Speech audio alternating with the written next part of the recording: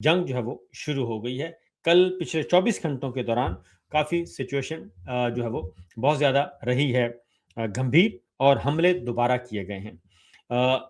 Iran चूँकि अपनी शराइत पे बातचीत करना चाह रहा है, और ईरान जो है वो किसी भी सूरत में जो है वो बात नहीं मान रहा, और प्रेशर में नहीं आ रहा, जिसकी वजह से ईरान प्रेशर में नहीं आ रहा और अपनी टर्म एंड कंडीशंस पे बात कर रहा है, और जितनी भी उनको धमकियां दी गई थी, वो धमकियां भी उन्होंने दरखोरे एतनान नहीं समझा। और फिर सदर ट्रंप के लिए एक इम्पॉर्टेंट जो मसला है वो है दौराए चीन उनका है, और चीनी सदर से मुलाकात है। और चूंकि चीन की तरफ से जो अक़वाम मुत्तहिदा के सफ़ीर हैं चीन में, वो ये चीन के सफ़ीर अक़वाम मुत्तहिदा में वो ये बात कह चुके हैं कि सदर ट्रंप और चीन के सदर से मुलाकात होगी, उसमें टॉप प्रायोरिटी पे आबना हुर्मुज़ का खोलना और जंग बंदी के मामले पे बातचीत की जाएगी। ईरान अमेरिका जंग, और ये सारी बात इस पे होगी, ये टॉप लिस्ट एजेंडा होगा।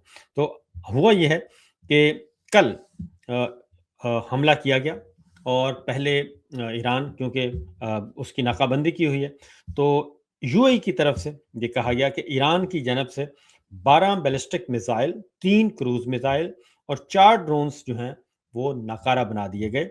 और ईरान का जो काफ़ी भरपूर किस्म का ये हमला था ईरान की जानिब से।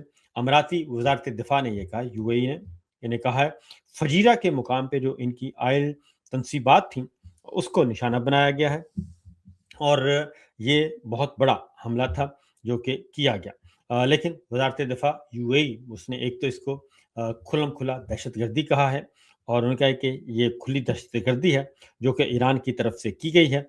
और अरब मीडिया के मुताबिक भी फजीरा ऑयल इंडस्ट्री जोन में ये मिसाइल हमले हुए हैं, और वहाँ पे आग भड़की है, अच्छा खासी आग भड़की।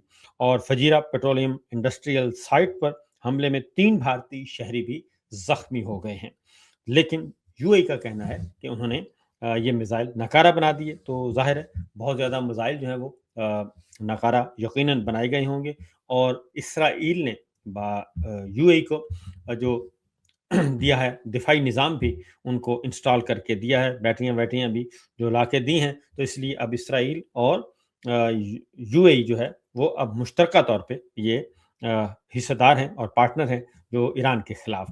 तो इसलिए अब इसमें कोई शक नहीं होना चाहिए किसी को भी। अगला है जी खबर, अमरीकी जहाज़ पे भी हमला हुआ है, और ईरान ने आबना हुर्मुज़ में अमरीकी जहाज़ पर मिसाइल दागे हैं, और उसकी वीडियो भी जारी कर दी है, और मिसाइल दागने की और उस पे हमले की, और जहाज़ में आग भी लगी हुई है। और जिसके बाद फिर जो अमरीकी जहाज़ है उसको पसपा होना पड़ा और वहाँ से निकलना पड़ा। ईरान का बड़ा तेल बरदार जहाज़ था, अमरीकी नाकाबंदी तोड़ते हुए इंडोनेशिया की हदूद में पहुँच गया, और वहाँ पे बहरी नाकाबंदी जो है उस पे ये झगड़े हो रहे हैं।